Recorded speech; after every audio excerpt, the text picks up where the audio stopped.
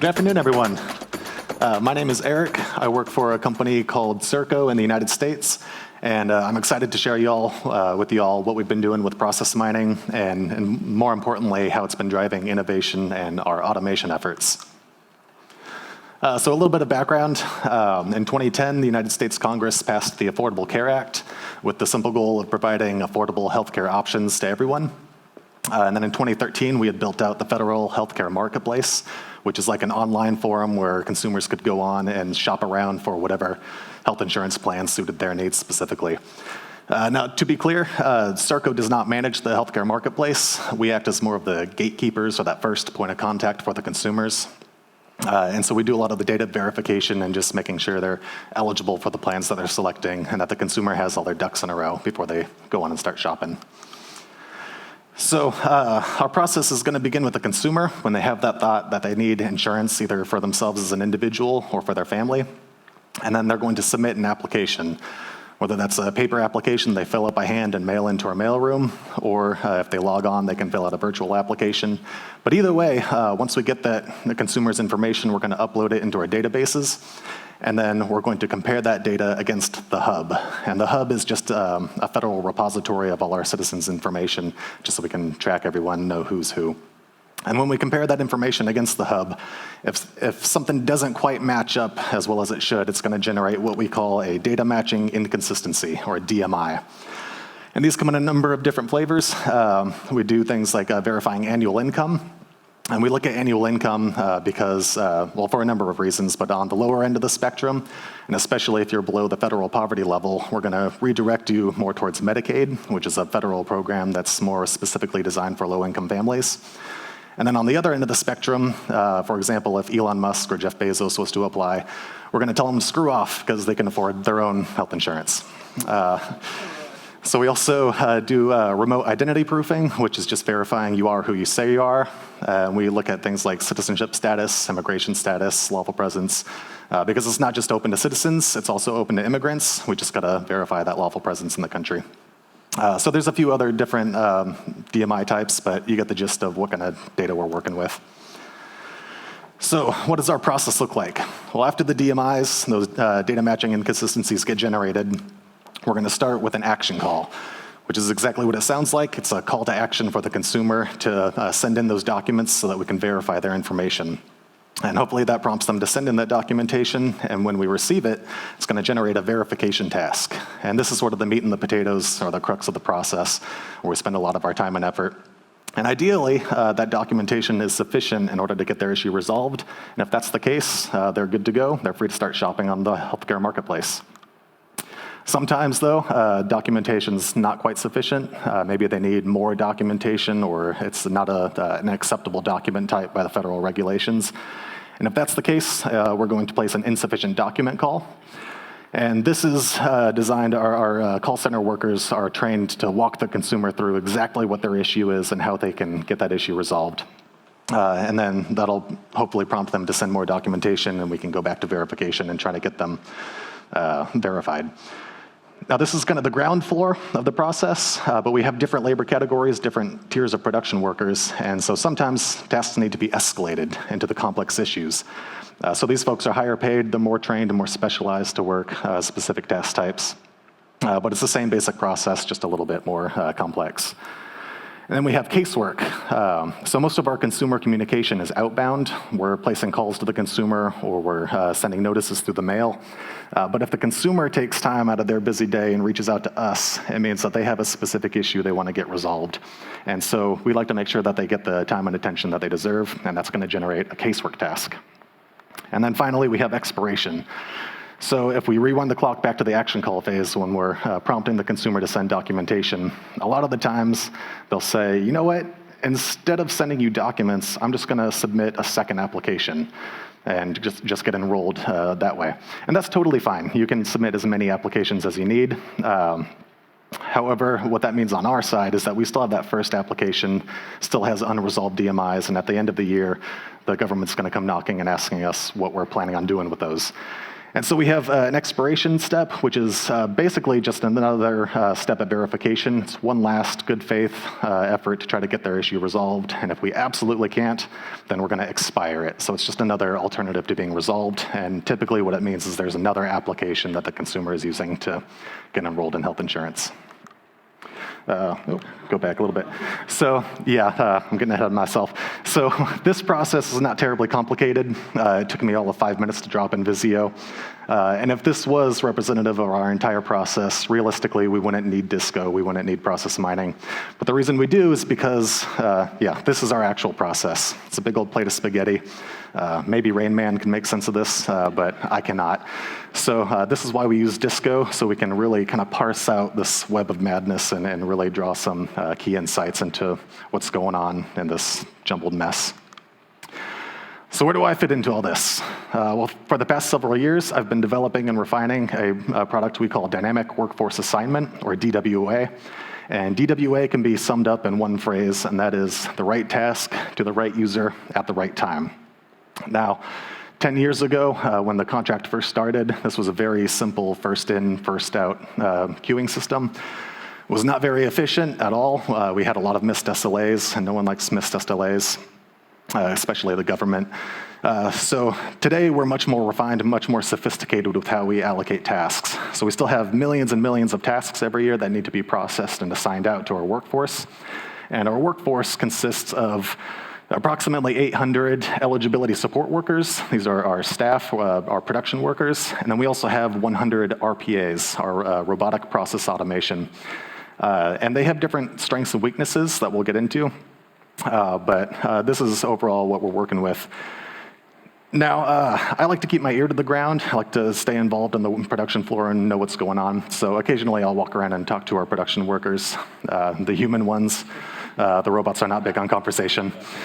And when I'm talking to these folks, every once in a while I'll get hit with the question, what exactly do you do all day? I mean, I show up to work, I click a button, I get a task. How complicated can DWA really be, right? And I say, well, it's extremely complicated. You're just not exposed to the back-end complexities that are going on behind the scenes. But that's the way it should work, right? I like to keep things simple and easy to use on the front end for the users. Just click a button, get a task. And on the back end, my team and I will worry about this web of madness. So getting into some of the key insights we've been looking at, I know one of the first things I really wanted to analyze was comparing the robot workforce versus the human workforce. And even before we start loading up data into Disco and doing that process mining, there's some key assumptions we can make. So for example, with the humans, what are we good at? Well, we have an evolved biological eye-brain system. We're good at interpreting data, extracting data. We can recognize patterns.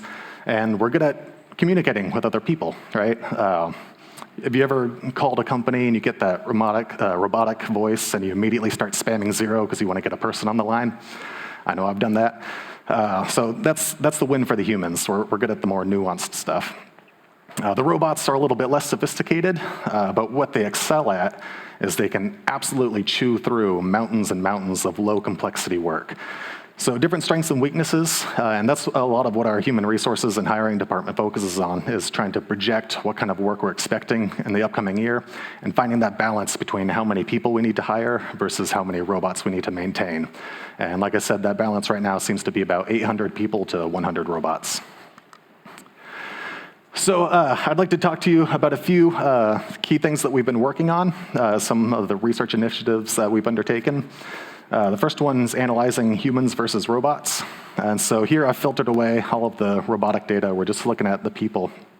And I wasn't just interested in how many tasks they were doing or what they were working on. I wanted to see where they were spending their time. When they show up for an 8-hour shift, what are they actually doing? And we can see when we look at the process map, again, the verification step is really the crux of the process. And almost half of their time every day is spent working verification, verifying those documents and resolving issues. After that, we have a pretty big chunk of the complex issues, those escalated tasks, and then followed by action calls and expirations. And then we have hundreds and hundreds of different activities, and you can see it kind of fades off into oblivion. But that's pretty much where we're spending our time. If we compare that to the robots, again, they're less sophisticated. They don't do the complex escalated tasks, but we've trained them to work verification and expiration. And it's pretty similar to the human workers. About half of the time that they're sitting there firing their circuits, they're working on verification, followed by a pretty big chunk of expirations, and then it kind of bounces back and forth between the two. But I also wanted to see not just what or how much time they were spending on each product line, but what the end state or what the result of that work was, what they were doing with it. And so I fed in into the data that was loading into Disco what the result of that task was. And we can see the blue bars here, they represent those tasks where it was completely resolved, everything was done, all the work that needed to be done, and so that task was closed out. And ideally, we like to see that as much as possible, because it's really efficient if you can have a task get generated, worked by a single user, and if they can do everything that needs to be done and close out that task, that's efficiency. That's not always the case, though. It's not always possible. Sometimes it has to bounce around to other parts of the production floor, and that's what we see with the orange bars. Years ago, there was a lot more orange and a lot less blue, but we've been steadily refining how we assign tasks out and trying to drive up as much of that blue as we can. Now, if we compare the human metrics here to the robots, we can see, again, with the verification step, where they're spending about half their time working, only about 10% of that time are they able to completely work everything and end state that task. But 9 times out of 10, there's some remaining work that needs to be done and has to be routed to a human worker to finish out what the RPA or the robots were incapable of doing. Now, to be clear, the orange doesn't necessarily represent a complete waste. There was actions performed on the task. There was value added. And in fact, when the robots do add that value, they're doing it 10 times quicker than a human would. So it's not a total waste, but what the orange bar does show is where there's areas of opportunity to improve our robotic workforce. And in this case, if we can better train the robots on that verification step, ideally in the future, I'd like to see more blue here and less orange. So another thing we've been using Disco for is identifying inefficiency, and here I'd like to talk to you all about the Cases tab. Because if you're a nerd like me, you went right for the statistics to get those numbers and facts and figures. But what the Cases tab is really, really good for is it tells you stories. And once you understand your business processes, you can almost kind of read these like a book. And so I'm just going to walk you through a couple of examples that I pulled from some of our data. We can see row 1 here, we start with RPA user 5, so that's a robot, again getting that first touch. We like to see the robots getting first touch because whatever they can do, they're going to do it 10 times faster than the person. So this robot picked up the task in verification queue, performed some action, added some value, but ultimately couldn't complete the task, and so it put it back into the verification queue. Row 2, we have one of our human workforce. I've redacted the workers' names just for anonymity's sake, but this human picked up the task from the verification queue, completed the rest of the verification work, and then routed it to the call center, so one of our call center workers could place that call to the consumer. Now, row 3 is important. You can see I put a box around the user, which is just system. So what happened here was while that task was sitting in the call queue, we received a document from that consumer in the mailroom, and that triggers what we call a system new doc reset. And so the system reached in, pulled that task out of the call queue, moved it back into the verification queue, because there's a new document that requires some more analysis, right? So after that, the last human in this last row grabbed the task, and they were able to completely work that document. And fortunately for this person, that document was sufficient to resolve, and they end stated the task. So all the way, step A, B, C, and D, we can see the entire application move through that lifetime. Another similar example, we have RPA user 4, so robot getting first touch on the verification, ultimately couldn't complete the entire task, so they put it back. Human worker picked up that task, completed the rest of it, and in this case routed it to a Spanish call queue so that one of our bilingual workers could place a call to a Spanish-speaking consumer. And then again, we have a new doc reset, where you see the system in the orange box there. So again, the system pulled the task out of the call queue, put it back into the verification, and then we see the next workers resolving that, or working that document, verifying the data, and then the last person here actually placed the call to the consumer, was able to get the information we needed, and they closed it out. So when I was looking at these stories, one thing that jumped out at me was, if you remember what I said about the robots getting first touch, we like to see that because the value add that they can perform is 10 times quicker. But if you compare row 1 to row 4 on both of these stories, this was the same task. The only difference was there was a new document in row 4. And so I had to ask myself, why is a human getting this task when a robot could have done that work 10 times quicker? And so using Disco, I was able to apply some filters. Here, it's just 2 layers of filtering. The first one, we have a follower filter looking at the username. And so we have a RPA user, 1 through 10, which is eventually followed by username system. And again, the system represents that new doc reset. And then the second layer of filtering is, again, the system, which is this time directly followed by any of the human users. So anyone other than the RPA users in the system. And when you put these 2 filters together, you get a pattern, which is the robotic user getting a first touch, a system new doc reset, and then immediately after that reset, we see a human getting first touch on it, because those are the tasks I really wanted to analyze. And when I filtered away all the stuff I didn't want to look at and narrowed down my focus onto just this pattern, it became really easy to troubleshoot what the issue was. And in this case, it turns out what was happening was every task has a Boolean indicator that defaults as a 0, but when a robot works it flips to a 1, and that signals to the system that a robot has already worked this task. We need a person to look at it. And when the system new doc reset happened, it wasn't flipping that 1 back into a 0. So this is a really easy fix. Real low level of effort. We just had to write up a stored procedure that tells the system to flip that 1 back into a 0, and inefficiency is resolved. But just looking at this data in the database, it's just a wall of text. Your eyes glaze over.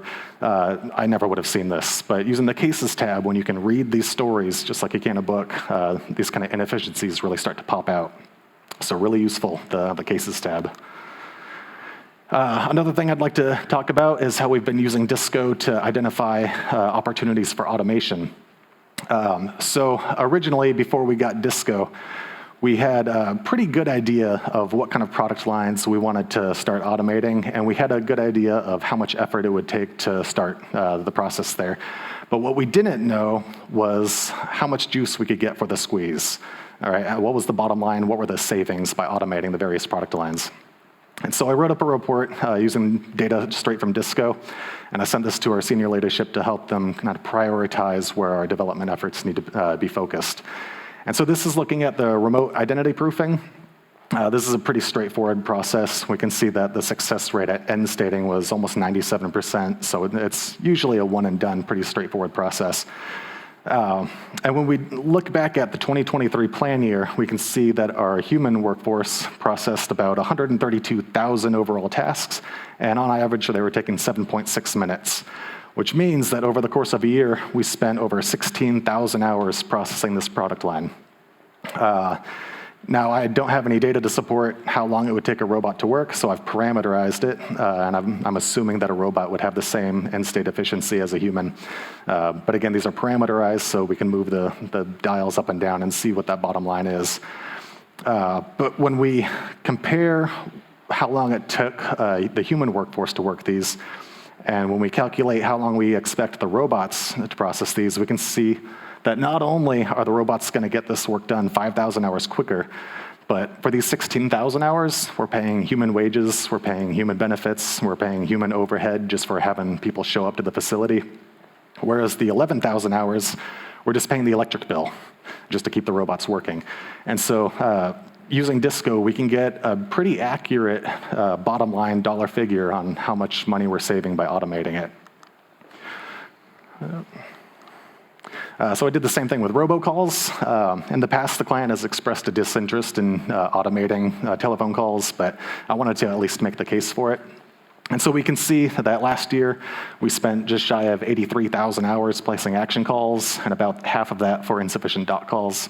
And again, I've parameterized what we think that the robot would be expected to be able to perform these. But here we can see, again, not only are we saving 23,500 hours here and almost 19,000 hours there, but again, we're not paying those human wages, human benefits, human overhead. We're just paying the electric bill. And then the last product line I looked at was DHS Save. This is an external system. We don't own it, but it belongs to our Department of Human Services, and we use the system to verify things like citizenship status, immigration status, lawful presence, that kind of thing. And this is a pretty big chunk of our complex issues, those escalated tasks where the higher trained, more specialized, higher paid production workers, this is where they're spending a lot of their time working. And so when you combine all three of these, again, we already had an idea of how much effort it would take to automate these, but now we know what the cost benefit for each of them are. And so we know exactly what the bottom line figure is for how much money we'd be saving by automating these. So after I sent up this report, our senior leadership was able to determine that we're going to start with RADP, the remote identity proofing, just because that seemed like kind of the low-hanging fruit. Even though there wasn't as much cost savings, it's a good jumping off point to start automation efforts. All right, and the last thing I'd like to talk to you all about is how I automated myself. So to understand how I automated what I do, let's start with what I was doing. So after the kind of exploratory phase where I was learning the Disco tool, I found myself doing a lot of repetition.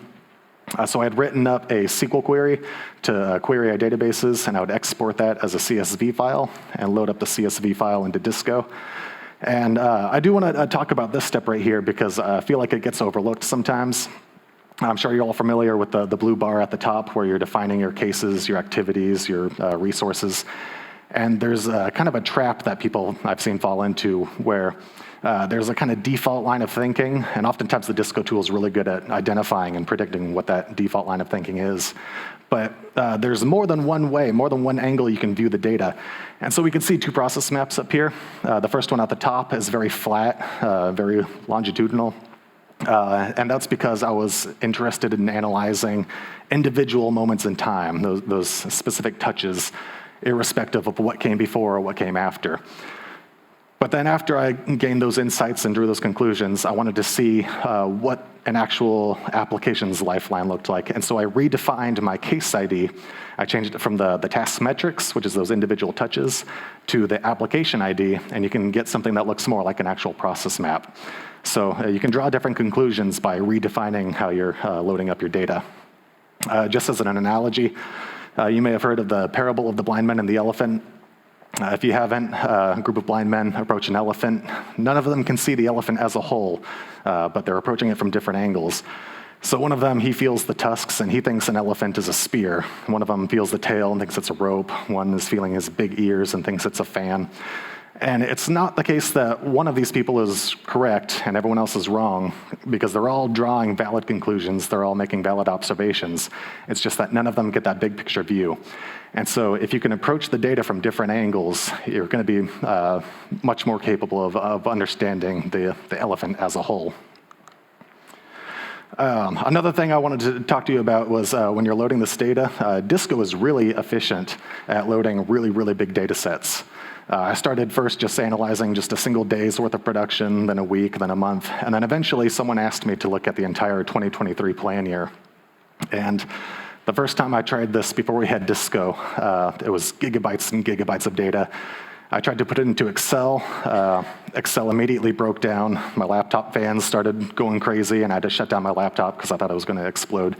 But yeah, I ended up breaking Excel. It was pretty bad. Using Disco, with the same amount of data, again, gigabytes and gigabytes of data, it was a pretty significant amount of data, and it took me about 10 minutes on the loading screen. But once I had that in there, it was good to go, and I could really easily parse through that data and slice and dice and filter it out. And the other cool thing is, once you get past that 10-minute loading screen, you can export your project. So after you've applied all your filters and you've spanned the data around, looked at it from different angles, you can export that project, and when you come back the next day, you can pick up where you left off and just load up that project file, and it's almost instant. It's much quicker. So you only have to do that loading screen once. Another thing is the Disco recipe files. So just real quick, show of hands, who's familiar with the .recipe file extension? All right, I see a few hands, but not everyone. So this is a really cool thing I wanted to talk about. So if we go back to what we were talking about with the system new doc resets, where I was concerned that the robots weren't getting those first touches. If you remember, I had two layers of filters. One was the RPA first touch, followed by a system new doc reset, and then that system new doc reset followed by a human resource. Now, I knew that I was going to have to be applying these filters over and over and over again. And so rather than every single day redefining those filters, I generated a recipe file. And so you can see on the bottom left corner here, there's a recipe button, and when you click that, this pop-up comes up, and you can export that set of filters that you have, and it's going to generate a file name .recipe. And you can save these onto your desktop or wherever. I ended up creating what I call my recipe book. This is just on our company's network's file share, so other members of my team could also access them. And you can see I've got dozens and dozens of these things because I reuse them pretty often, and I don't want to have to redefine them every single time. And especially, I don't want to ask myself, did I define this the same way? Am I looking at the same data? And so a recipe is really just, it's a set of filters that you can apply to multiple data sets over and over again without having to redefine it every single time. So key points, again, with the data load, make sure you're redefining your data. You're not just falling into that trap of having one single mindset on how you're defining your data. Definitely take different approaches, get that big picture view of the whole elephant. And with the recipe filters, definitely save those recipes because you're going to want to use them over and over again with multiple data sets. And then the output of all this is going to be just the data from the user interface. So the number of events, the number of cases, how long certain things are taking. And so this is what I found myself doing every day, which even with all the tools and tips and time savers, it was still a pretty significant amount of manual effort I was doing every single day. And so we use a program called Kofax. And Kofax is cool because any process that you can write down, if you fully understand the start to finish, every step, all the business logic behind it, all the business decisions, anything that a human can do, you can train a robot to do. And so I found myself asking, if we can automate what our production workers are doing on a daily basis and create our RPA users, why not do the same and automate what I've been doing with Disco? And so I did exactly that. I wrote out what I was doing every single day, step by step, all the decisions and logic I was doing. And so now every morning, even before I wake up, I no longer have to go through this very repetitive effort.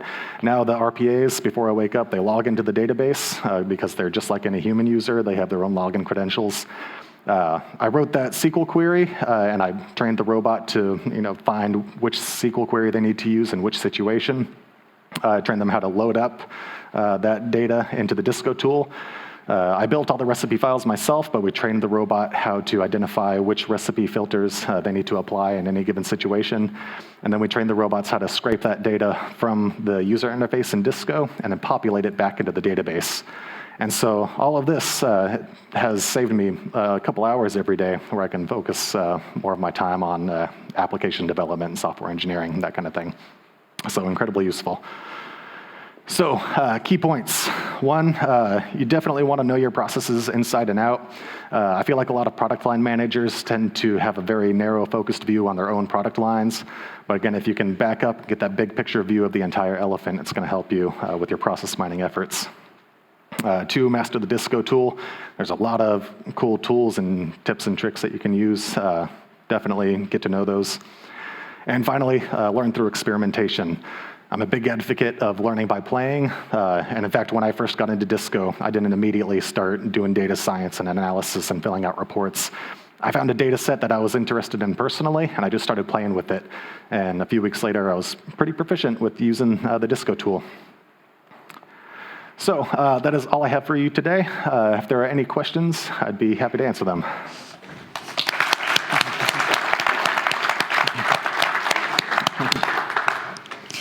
We are running a little late, but let's take time for one or two questions for Erik, if you want to ask him something.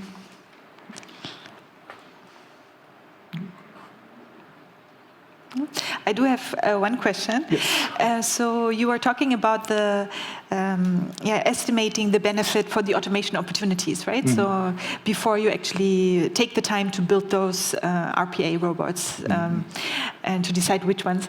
And then the benefit can be measured in the time, and you mentioned like the humans with you don't need to pay the salaries and these kind of things. But I was wondering, is the work always kind of similar, or is it fluctuating? Because I think hiring people and retraining them would be much more effort, right? Yeah, you're exactly right. The line of work we do, it's very seasonal because we start open enrollment in November, and then it goes through until I think the beginning of January or February, one of those. But that's where the process really begins, where people are filling out and submitting their applications. And then we have life cycles. So you'll see a big peak in action calls, then a big peak in verification, big peak in expirations. So it's very seasonal work, which is kind of difficult to model out because you're going to have periods of the year where we need a lot of human resources, and then usually during the summertime, it kind of drops off a little bit. And so using the DISCO tool, we do really have to keep it running, do our analysis on a pretty regular basis to make sure that we're not just making projections and assuming it's going to be flat throughout the year.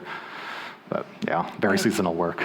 Okay, so that's part of the whole analysis, taking that into account. Yeah. Yeah. Okay. One question there. Very awesome presentation. Thank you. I'm curious about the aspect once you see opportunities for automation. I see it goes quicker, it would cost less, but I'm wondering also from the customer perspective, do they kind of like that they then, for example, have a robocall instead of a human? Because from the human aspect, even though they might not understand or be as quick, they are much less forgiving instead of like, hello, can I help you? Yeah. Right. So I'm wondering, how do you also take into the human aspect when automating your processes? Yeah, good question. Every year, actually every 5 years, we have to renegotiate the contract. And so it's not so much on the consumer side. The consumers fill out their application, then they go shopping. But with our client, the government, every time we renegotiate a contract, they like to see us be a little bit more efficient, a little bit better at what we do. And so ultimately, when we're automating these product lines, what we're looking to do is when it comes time for that contract renegotiation, we can say, look, we can hire this many fewer people and still get the same amount of work done in the same amount of time. And so automation really gives us a heads up or a leg up over the competition, just because we can get these things done so much more efficiently. Right, thank you. Maybe just one tiny little one. I'm curious, have you noticed any resistance for the work that you are doing within your work field? Because when I see more productive, more automating, I have one person beforehand, it's like, you're kind of taking away my job, and you're kind of an enemy in my field. So I wonder, have you noticed any resistance within your work field of colleagues? Fortunately, not so much. I know here in Europe, process mining is pretty well established. It's just now getting traction in the US. So I haven't seen too much resistance just yet, just because it's kind of just getting started out there. But you're right, it is. There is a human impact, because the more we automate, the fewer people we're hiring.